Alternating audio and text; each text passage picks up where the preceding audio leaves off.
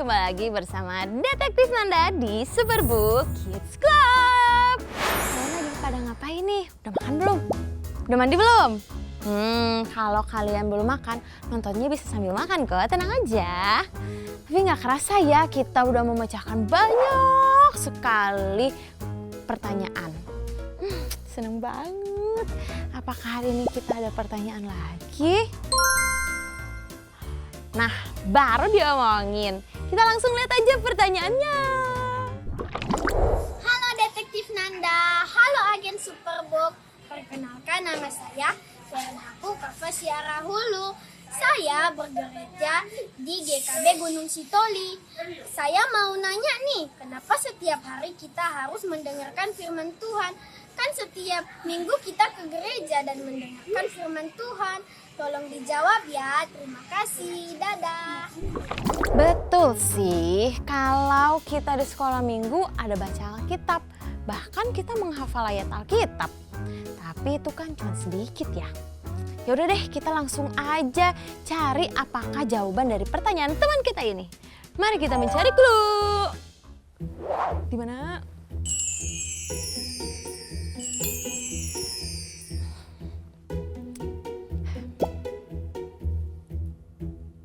Apa ini? Saya tidak tahu. Mari kita mencari clue selanjutnya. Di bawah. Oke.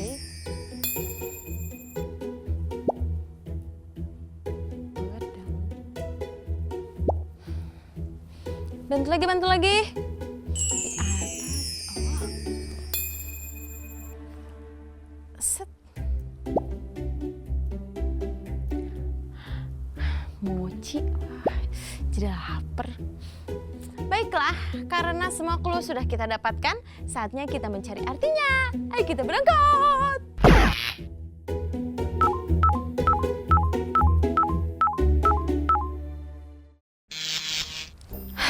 Kalian ingat gak sih siapa manusia yang dicobai oleh iblis? Siapa? Tuhan Yesus. Iya sih, benar-benar Tuhan Yesus. Bukan itu ternyata yang dimaksud. Siapa ya?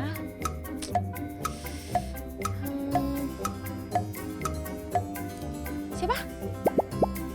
Oh, benar-benar Ayub. Oh, itu ternyata yang dimaksud Ayub.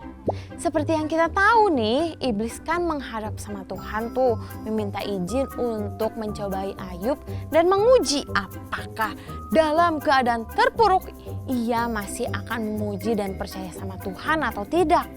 Dan akhirnya Ayub berhasil melewati itu semua. Kalau kalian lupa kisahnya nih, kalian bisa klik link video ini ya. Hari ini gimana kalau kita lihat aja nih sejarah dari kisahnya Ayub serta ada kuisnya. Jadi nanti di videonya kan ada pertanyaan. Jangan lupa jawab pertanyaannya ya. Kalian semua siap? Oke, kalau begitu mari kita lihat kisahnya. Hai, aku Joy. Pertemuan kami dengan Ayub benar-benar menegangkan. Ayub tinggal di tanah Uz. Uz adalah tanah yang luas di barat Sungai Yordan, dari Edom di selatan sampai utaranya Aram. Kita tidak tahu di mana tempat tinggal Ayub yang sebenarnya. Yang kita tahu, orang-orang yang mencuri lembu-lembu Ayub adalah orang Sabean yang berasal dari Sheba, dan yang mencuri unta Ayub berasal dari Kasdim. Ayub dihadapkan pada masalah yang datang dari segala arah. Tidak semua ahli sejarah setuju kapan Ayub hidup. Tapi dengan sedikit ilmu detektif, kita bisa membuat perkiraan yang kuat. Apa kalian mau menjadi detektif sejarah bersama kami dan menemukan di zaman apa Ayub berada? Pertama, mari kita tentukan kapan Ayub hidup. Nabi Yehezkiel menyebutkan Ayub sebagai orang adil benar. Jadi, Ayub sudah ada sebelum Yehezkiel yang hidup di Babel 600 tahun sebelum Masehi. Dalam kitab Ayub tidak disebutkan tentang Yerusalem atau Raja Israel. Jadi, kemungkinan kisah ini ada sebelum Raja Daud. Dalam kitab itu juga tidak menyebutkan nama Musa, 10 perintah Allah atau sejarah yang ditulis oleh Musa. Ini menunjukkan kalau Ayub sudah ada sebelum Musa. Jadi Ayub ada sebelum Yehezkiel, sebelum Daud, dan sebelum Musa. Ini membawa kita ke zaman patriarki dari Abraham, Ishak, dan Yakub. Ada petunjuk lain yang mendukung teori ini. Contohnya, kekayaan dari Ayub diukur dari banyaknya ternak dan budak, bukan emas dan uang. Ini memang terjadi di zaman Abraham, tapi kemudian beralih ke koin karena lebih umum. Ayub juga berperan sebagai imam dalam keluarganya, membakar persembahan seperti Abraham, Ishak, dan Yakub. Masih banyak kecocokan antara Ayub dengan para patriarki. Jadi, sementara kita belum bisa menentukan zaman yang tepat untuk Ayub, tanda-tanda itu mengarahkan kita pada kesimpulan kuat. Dia hidup di zaman Abraham, Ishak, dan Yakub. Bagus, detektif sejarah. Mari kita lihat apalagi yang kita ingat tentang Ayub. Coba kita ingat dari awal kisah. Bagaimana kisah Ayub dimulai? A. Iblis berbincang-bincang dengan Allah. B. Ayub berbicara dengan istrinya. C. Pencuri merampok Ayub. Atau D. Api yang jatuh dari langit.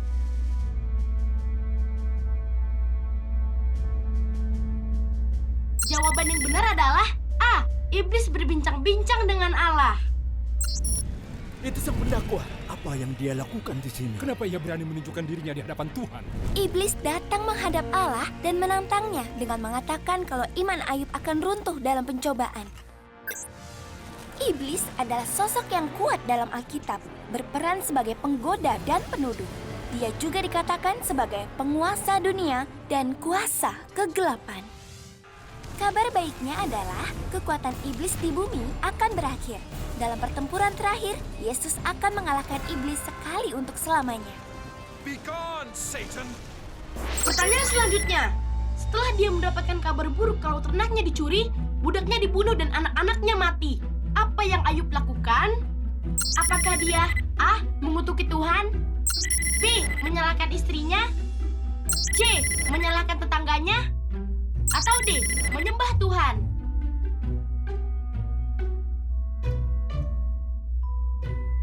Jawaban yang benar adalah D. menyembah Tuhan. Ayub pasti benci sekali kepada Tuhan. Itu bagian yang luar biasanya. Dengan semua yang terjadi, ia masih memuji Tuhan. Walaupun iblis menyerang Ayub, dia tetap memuji Allah. Imannya tidak didasari dari hal-hal yang baik dalam hidupnya. Iman Ayub tulus kepada Allah. Aku harap kata-kataku dapat ditulis atau dipahat di sebuah batu. Karena aku tahu penebusku hidup dan ia akan ada sampai akhir dunia ini. Cukup pertanyaan untuk hari ini. Nah, mari kita lihat apa lagi yang bisa kita pelajari dari Ayub. Kita bisa tahu lebih banyak tentang kehidupan Ayub dari benda kuno yang ditemukan sejarawan. Contohnya, lukisan di dinding yang disebut orang-orang Kanaan ditemukan di makam pemimpin Mesir, Khnumhotep. Memberikan kita gambaran bagaimana rupa Ayub dan keluarganya. Nama Ayub tidak populer sekarang ini, tapi namanya adalah nama yang hanya bisa ditemukan di beberapa catatan kuno. Bangsa Mesir memiliki praktik menuliskan nama-nama musuh di mangkuk atau patung. Lalu mereka memecahkan patung itu berkeping-keping. Nama Ayub muncul di salah satu patung seperti ini. Nama itu juga muncul di papirus Brooklyn kuno. Di dalam catatan ini ada juga nama-nama budak Kanaan. Tuhanlah yang memberi dan Tuhanlah yang mengambil. Terpujilah nama Tuhan. Ada banyak kisah kuno tentang seseorang yang bergumul dengan penderitaan seperti Ayub. Bahwa seseorang yang menderita itu karena dia berdosa pada dewanya. Teman-teman Ayub percaya itulah yang terjadi padanya. Dia membuat anak-anakmu membayar kesalahan mereka. Jadi kenapa kau tidak datang padanya dan mulai hidup benar? Bagaimanapun, kisah Ayub berbeda. Allah menjelaskan kalau penderitaan tidak selalu datang karena seseorang melakukan kesalahan. Apa kau lihat hambaku Ayub? Tidak seorang pun seperti dia di bumi.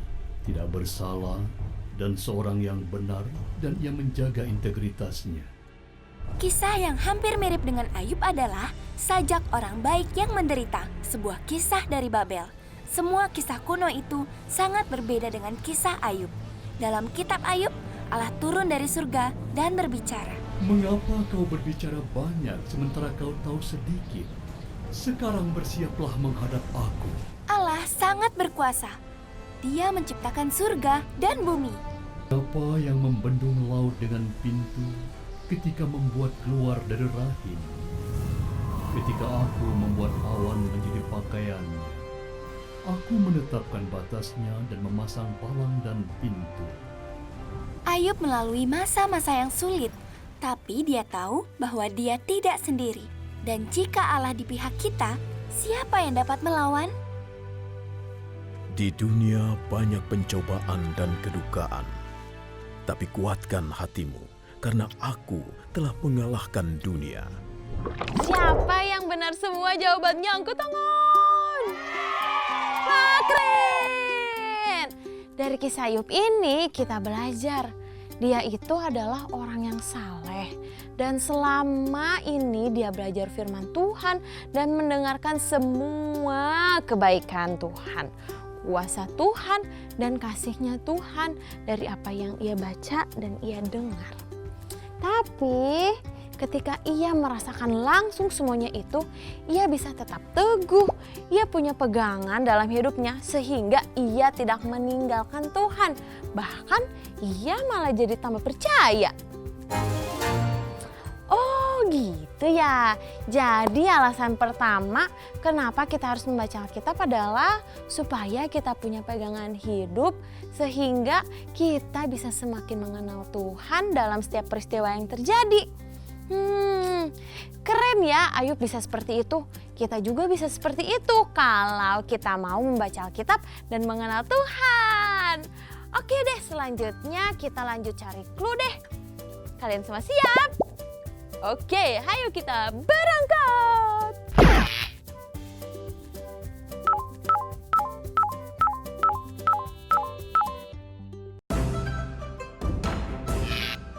Gisma! Kamu lagi ngapain, Gisma?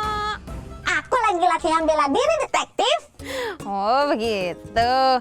Gisma, tolong bantuin aku dong. Aku dapet clue nih. Tapi aku nggak tahu maksudnya apa. Nih, clue-nya adalah pedang. Sebentar, aku cari di mesin pencarianku dulu ya.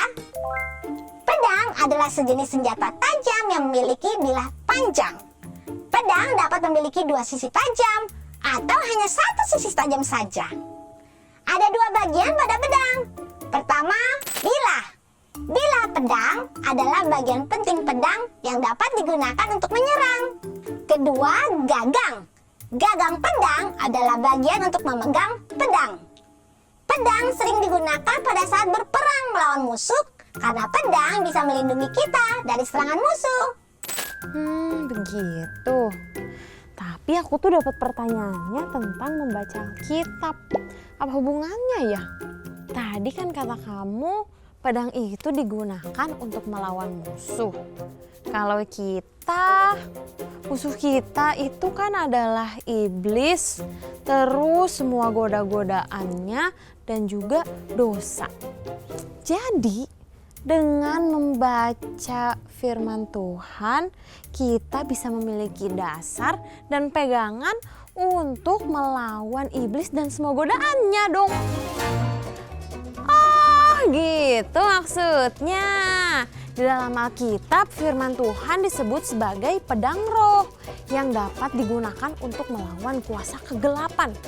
Itu artinya kita dapat mengisi pikiran dan hati kita dengan kebenaran dan kebijaksanaan Tuhan. Sehingga kita dapat bertindak dan mengambil keputusan yang benar sesuai dengan kehendaknya Tuhan. Oh, jadi begitu maksudnya. Terima kasih ya Gisma sudah membantu aku lagi. Aku sama Ejen pamit ya, soalnya masih ada yang harus kami cari. Sama-sama detektif, selamat mencari arti clue selanjutnya. Dadah!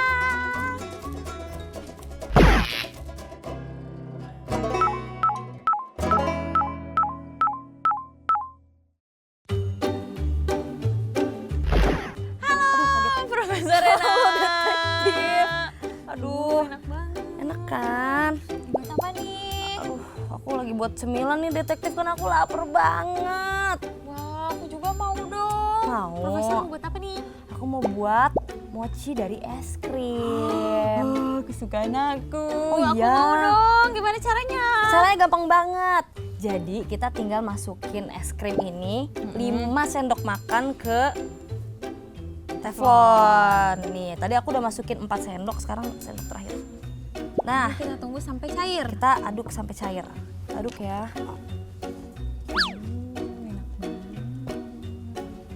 Terus kalau udah meleleh, apa dong? Nah, ini kan Biar aku udah, bantuin. udah meleleh. Detektif tolong bantu masukin 4 sendok makan tepung ketan. Oke. Kita masukin ya. 1, 2, 3, 4. Terus kita aduk-aduk lagi sampai teruleni. Apa bacanya? Teruleni. Teruleni. Wow. Wangi banget nih. Aduh, aku jadi makin lapar. Gimana dong?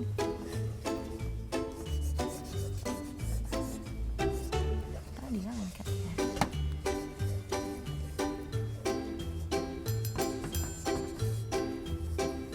Sepertinya enak banget.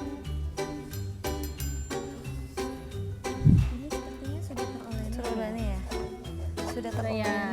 Oke, kalau sudah, matikan kompornya. Terus Kita pindahin ke piring. kita butuh sarung tangan dong. Aku ambil dulu ya. Oke. Oh, wow, jadi seperti ini ya. Terus kita bulat-bulatin kecil dong. Iya. Ini kalau kita kasih es krim lagi dalamnya, coba kasih es krim. Kayaknya menarik.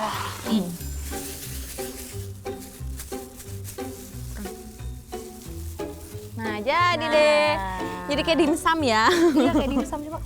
Coba kita makan. Wangi banget. Makan. Cheers.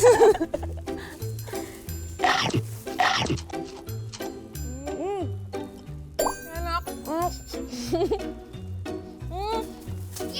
Iya, jadi. Berhasil. Enak banget, Profesor. Aku sampai tidak bisa berkata-kata. Tapi kan tujuan aku kesini aku mau bertanya. Tapi pas banget deh. Soalnya clue yang aku dapatkan itu adalah mochi. Tapi apa hubungannya sama firman Tuhan? Coba aku pikirin. Tadi kan tujuan aku bikin mochi itu supaya mengenyangkan perut aku nih yang lagi lapar banget kan. Dia memberi makan kepada tubuh aku supaya aku bisa beraktivitas. Betul. Kalau firman Tuhan itu, firman Tuhan itu memberikan iman kita, kekuatan, kebenaran dan kebijaksanaan serta membentuk karakter kita. Jadinya iman kita bisa bertumbuh. Oh, bisa dibilang firman Tuhan itu memberi makan untuk kerohanian kita. Oh, itu maksudnya. Aku ngerti. Dengan membaca dan mempelajari firman Tuhan secara teratur, kita dapat memperoleh kekuatan dan nutrisi yang diperlukan untuk tumbuh dalam iman dan hubungan kita dengan Tuhan ya? Iya. Oh, betul. Terus kita jadi memperoleh kebijaksanaan, pengertian yang kita perlukan untuk menghadapi tantangan hidup ini. Oh, betul sepertinya. Aku jadi mengerti, terima kasih ya. Siapa namanya Profesor? Kalau gitu, aku sama Ejen pergi lagi ya, aku udah kenyang. Oke, makasih ya udah bantu aku masak. Iya, aku juga senang banget bisa mencoba mochi yang enak ini. Karena semuanya udah ketemu, aku mau ke rumahnya Kak Happy dulu ya. Oke, bye-bye.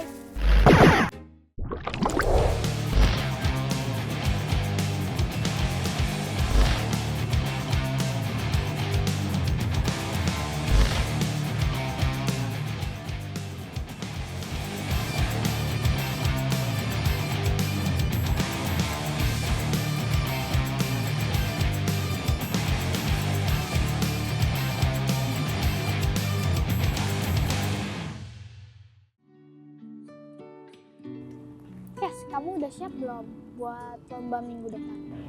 Well, aku sih udah siap, tapi takut grogi aja sih.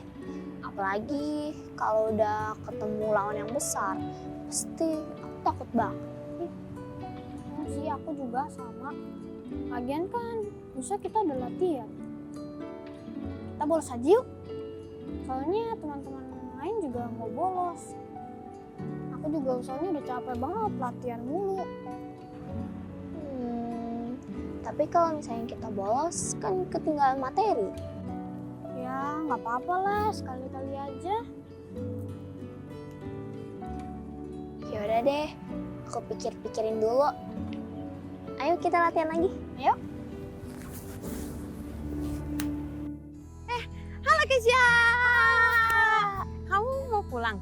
Iya, aku abis dari latihan. Oh, tapi kok tadi Kananda lihat kamu kayak yang bingung gitu? Iya nih Kak, kan minggu depan aku ada lomba. Nah, terus si Jocelyn ngajak aku buat bolos latihan lusa. Tapi kan aku nggak boleh bolos Kak. Aku juga capek sih latihan setiap hari. Tapi kalau misalnya aku bolos, ya badan aku kan jadi nggak terlatih. Jadi aku bingung nih Kak, mau bolos atau tetap latihan. Gimana ya? Oh, Kananda mau nanya deh. Kamu selama latihan bela diri itu apa yang kamu pelajari? Mempertahankan diri dari musuh dan menjaga kuda-kuda yang kuat agar tidak goyah. Nah, itu juga yang harus kamu lakukan dalam kehidupan kamu.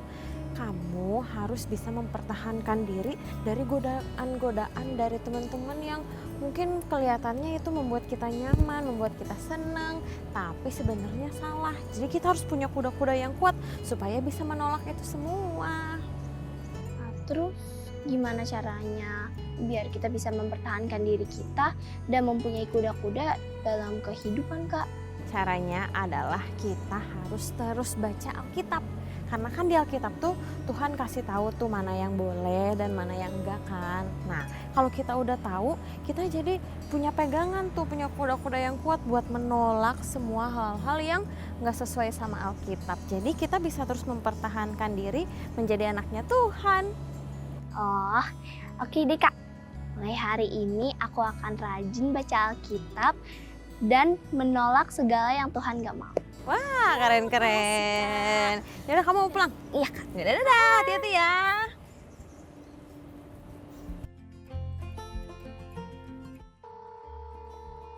Halo Lin. Halo? Oh iya. Kes, kamu jadi nggak ikut bolos? Enggak, aku mau bilangin kalau aku tetap mau ikut latihan. Karena aku nggak boleh jadi anak yang males-malesan. Aku harus jadi anak yang taat kepada Tuhan. Karena kalau aku bolos, ya otomatis aku nggak taat sama Tuhan. Halo, Lin. Kamu dengerin aku nggak sih? Iya, aku dengerin kamu kok. Sebenarnya aku juga bingung mau ikut bolos atau enggak. Soalnya teman-teman aku itu maksa. Jadi kalau aku nggak ikut, takutnya disangka malah bukan teman yang baik. Tapi kamu udah ngingetin aku untuk berbuat hal yang baik. Makasih ya. Iya, aku barusan diingetin sama Kananda kalau kita harus mempunyai dasar yang kuat agar tidak goyah saat ada godaan dengan baca Alkitab. Gimana kalau besok kita baca Alkitab bareng supaya kita kuat dari goda-godaan? Ayo. Aku juga mau kok jadi kayak kamu, bisa berbuat hal baik. Ya udah, sampai ketemu besok ya. Dadah. Dadah.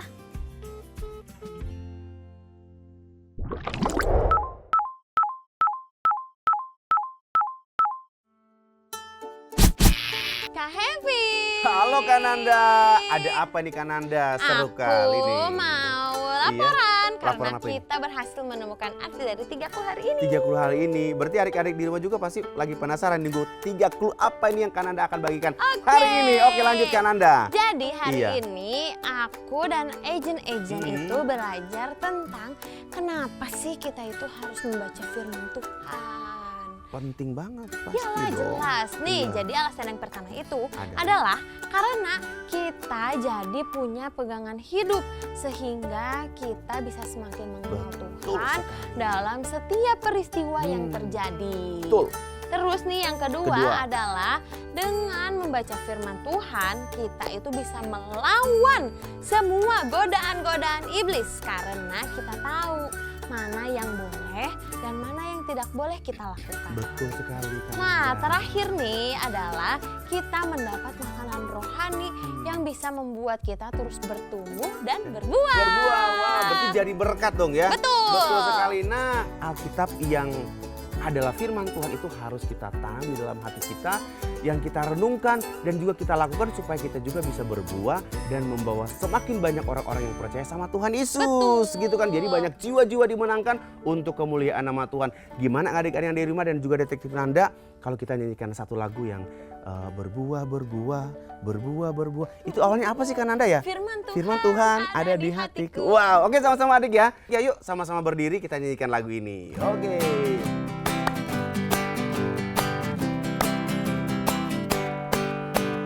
Firman Tuhan ada di hatiku, ada di langkahku, ada di hidupku, dan terus bertumbuh sirami jiwaku.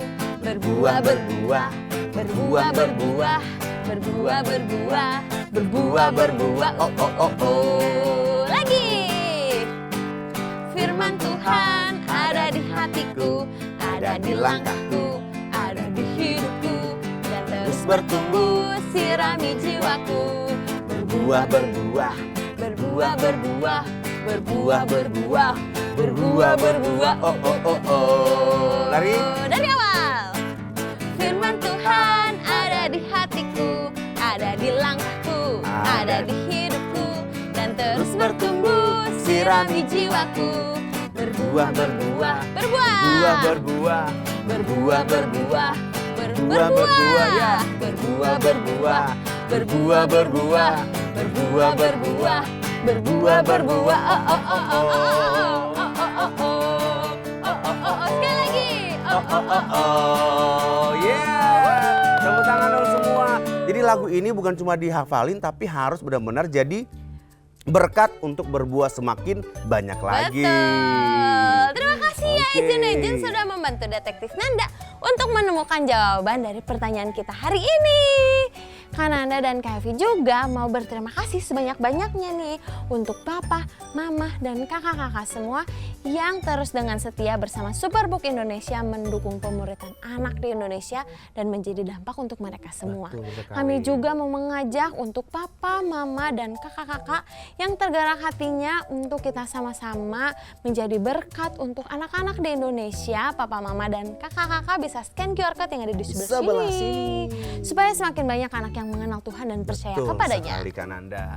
Kak Happy juga selalu ingatin jangan lupa untuk terus dukung Superbook Indonesia dengan cara follow semua sosial media dan juga subscribe YouTube channel Superbook Indonesia dan bagikan kepada teman-teman supaya banyak teman-teman juga yang sama-sama belajar tentang Alkitab bersama Superbook Indonesia. Oke deh kalau gitu misi kita hari ini selesai. Kalau ada yang mau bertanya, kalian bisa langsung kirimin video kalian ke DM Instagram Superbook Indonesia. Kalau gitu detektif Nanda pamit. Kak Happy pamit. Sampai jumpa minggu depan. Dadah. Dadah. God bless you.